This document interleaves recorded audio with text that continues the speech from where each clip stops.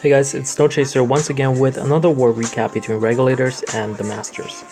So this is actually a 50 versus 50 war, full of Town Hall 11s, but in order to fill the final few spots we had a Town Hall 9.5 and a Town Hall 9 on our side, and the enemy had 5 Town Hall 10s and 2 Town Hall 9.5s, which meant that we had a 5 Town Hall 11 advantage over the enemy. So if we discount that, the score is probably 112 to 107 if we won by 5 points, not 10 points. But regardless, we came up on top and we won this war. So there were some quite exciting attacks, and here they are. First attack is our number 2 Dan versus the enemy number 1 Gunish. I've mentioned in previous videos we've seen quite a few of these layouts before, where the air defenses are offset and the clan castle has a hound and a loon and the queen is far on the other side. So we have experience dealing with this kind of base before with this exact strategy and this exact composition. So we took 3 attempts and we were able to clear it. The queen and the king are going to take out 3 air defenses, and then the hound and the loons are going to be deployed, and with a proper timing of the skeleton spells directly over the queen here, the queen will be taken out by the skeleton spells themselves, and that allows us to get the 3-star, because the 40 loons and the 3 hounds will definitely clear all the other defenses in the building as long as the queen is dealt with. So for this attack, it's very overpowering for bases with a hound in the clan castle. And see, we didn't even need to use the warden ability and we were able to 3-star this attack.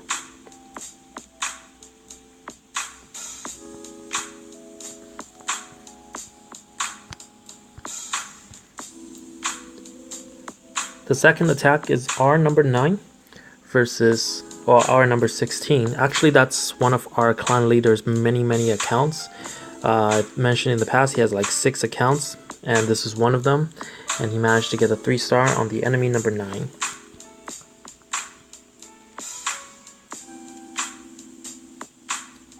Once a funnel is created, a clean kill squad is able to clear the core, and then the hounds and the loons are going to be dropped.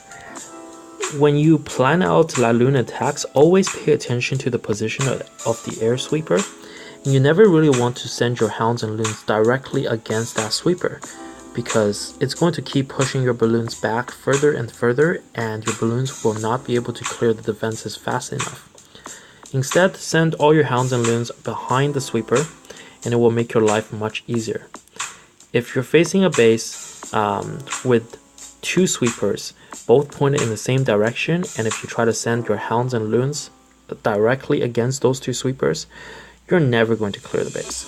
So make sure to pay attention to that, because no matter how good of a kill squad you plan, if you go against 2 sweepers, you will probably still fail.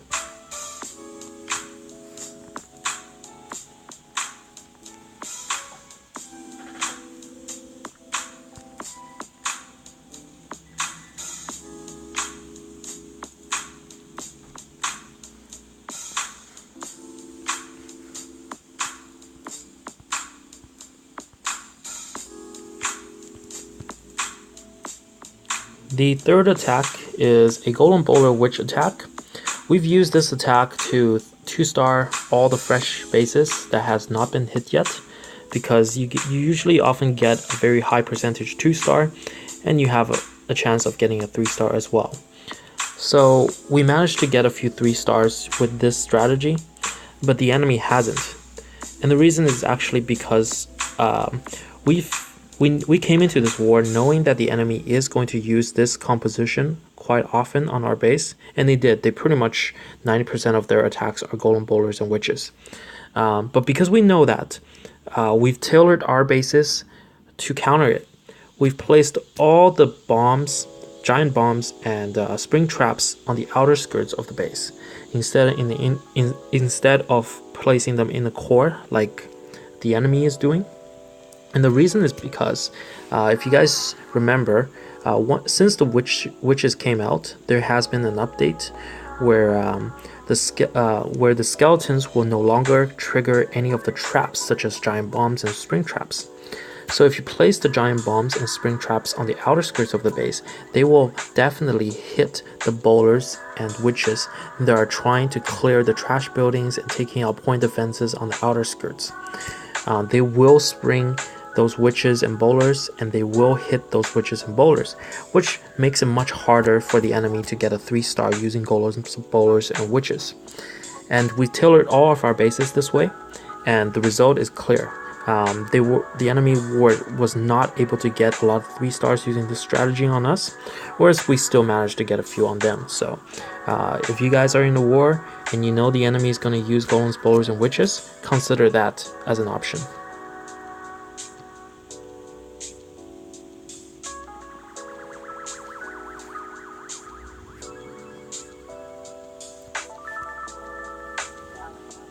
Next attack is number 31 by our number 11, White Walker. Pretty much the same thing, using bowlers and haste to create a funnel. And if you know how to funnel using balloons and a haste and a few minions, you will probably be able to spot a lot more weaknesses in bases. Because if you don't know about this funnel strategy, then you probably will not notice the weakness here, where you can place a jump on this wizard tower, and then you can send your kill squad and your bowlers deep into the core, taking out the Inferno, the Queen, and the Clan Castle troops.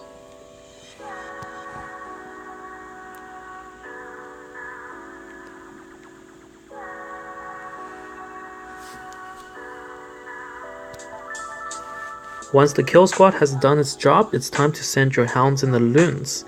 Pay attention to the air sweeper when you're deploying your hounds and the loons, as always. And notice that we've once again deployed the hounds and loons on the backside behind the sweeper. So the sweeper did nothing, and the loons were able to get to the Ego and the Inferno quickly.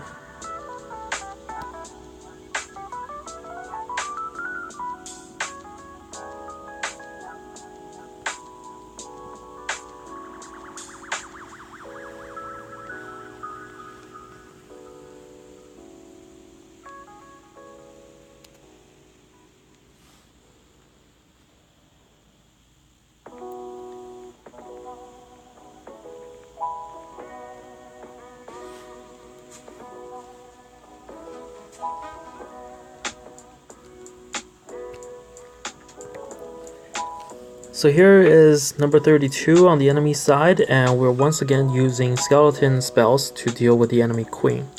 Now Lojo from our clan has made a very good point in one of his videos that in order to deal with the queen using skeleton spells, everybody knows you do need to either freeze the queen directly and then place the skeleton spells, or use the warden ability when you drop the skeleton spells.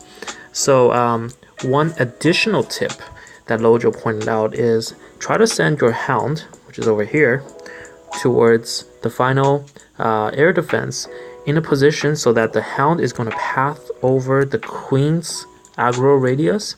So the queen is going to get locked onto this hound, and she's going to start getting closer towards this side, and she is going to be closer to the Inferno. So then if you do it successfully, the queen will be standing near the Inferno, and you can freeze both the queen and the Inferno at the same time, then drop your skeleton spells. And if you were able to do that, such as in this case, you can see a freeze is done, and then a million skeleton spells will be spawned, and they'll take out the queen in a few seconds.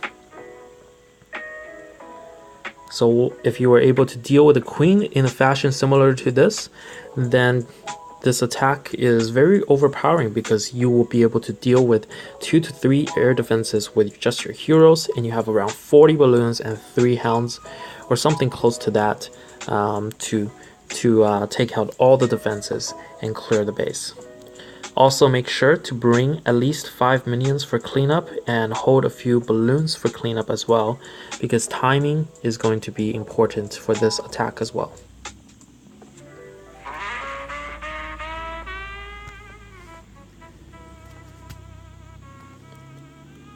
Here's another attack by myself against the enemy.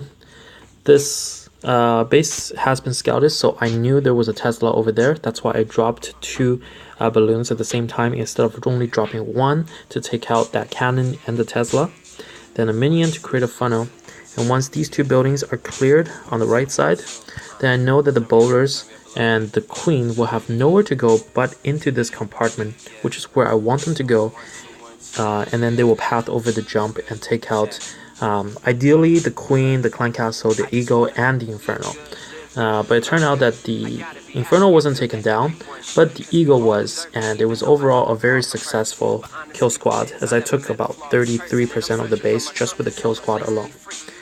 Pay attention to this sweeper location.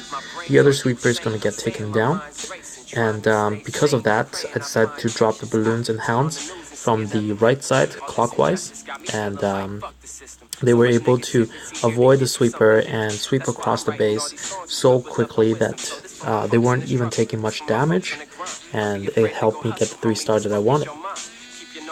Stay on your toes at all times. Follow these simple instructions, homie. I know you'll be fine.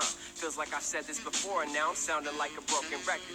Yet I can't say it enough. My soul's an open letter, and it's signed sincerely from yours truly. Put the pen to the paper. These lyrics just pour through me. Spill my heart on each song.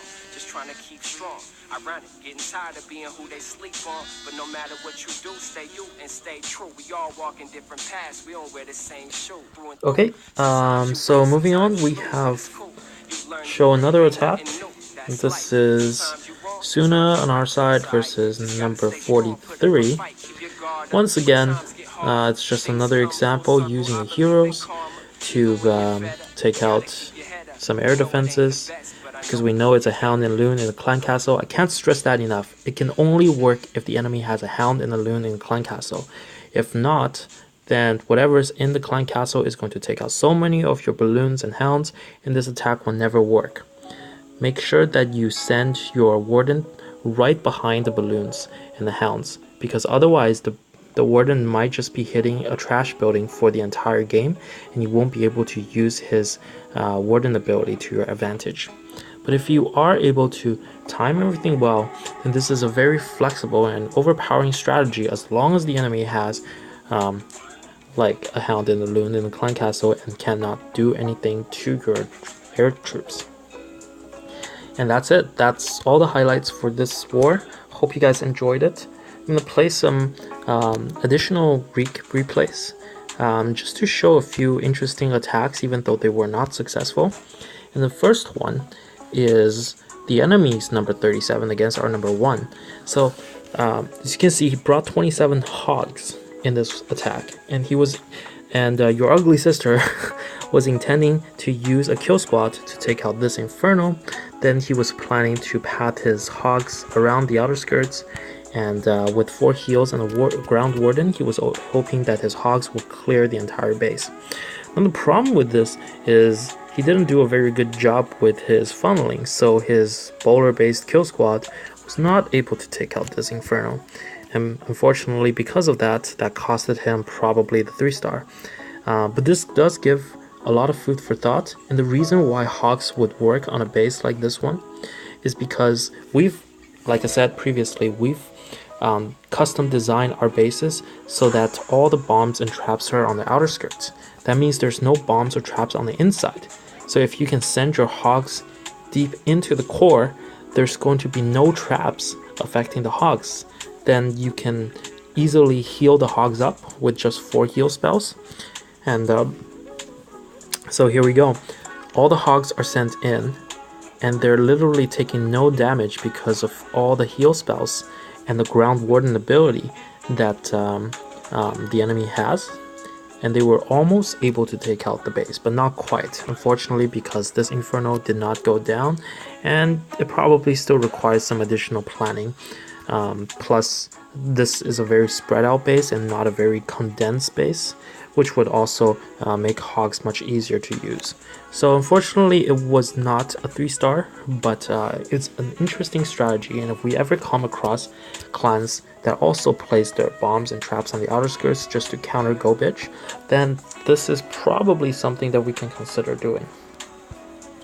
So And then also, I believe on our side we got some really close attacks that were kind of funny, but also gives us some idea of what not to do in a war. So Sunit got a 99% in this attack, and fortunately he failed. And I think the reason is because he didn't pay attention to the scouts or the previous attacks, and he did not pay attention to where a troll Tesla was located. So his heroes are going to take out the queen, the 2 air defenses, and then he's going to let his queen die so that it doesn't pop the pups. But you can see there is a Tesla over here that distracted like 1, 2, 3, 4, 5, 6 different balloons on Suna's side. And because of that, the balloons were not able to path onto these 2 defenses and take out this air defense quickly. And that probably costed him quite a few seconds.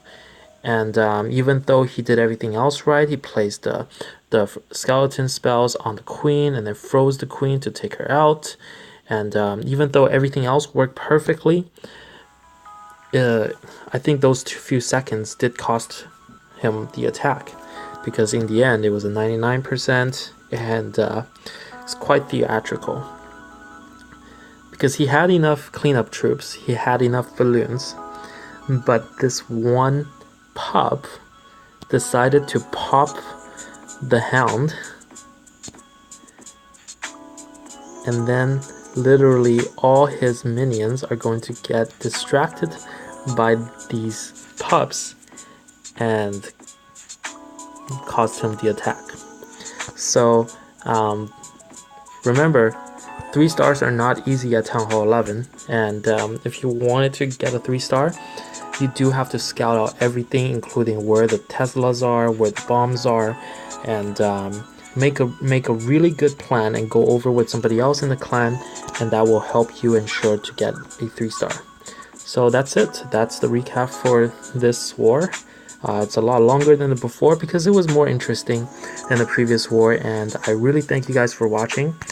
And here's a shout out to Lojo in our clan, because Tinji wanted me to tell you that we hope that you're taking notes and stop getting your 1-star attacks and start 3-starring again. So thank you for watching. See you guys next time.